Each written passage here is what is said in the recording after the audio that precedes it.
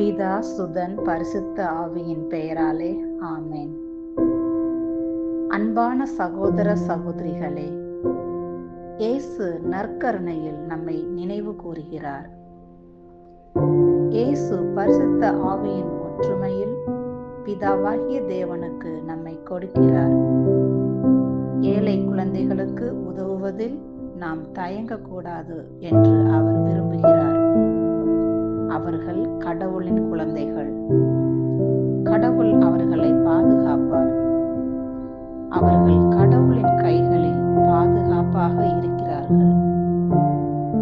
கடவுளின் குழந்தைகளுக்கு உதவுபவர்களுக்கு கடவுள் உதவுவார்.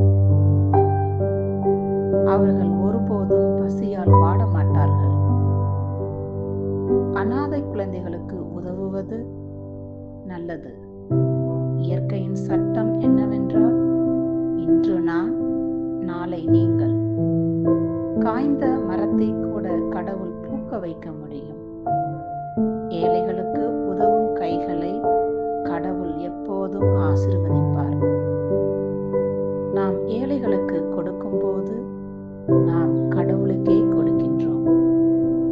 கடவுள் அதை நமக்கு 100 முறை திருப்பி தருவார். கடவுள் நம் குடும்பங்களின் சிறப்பு நாட்களில் பங்கேற்க விரும்பினால், ஏழைகள், அனாதைகளுக்கு அல்லது முதியவர்களுக்கு கடவுளின் பங்கை கொடுக்கும்போது கடவுள் மகிழ்ச்சி அடைவார். அவர் நம்மை ஆசீர்வதிப்பார்.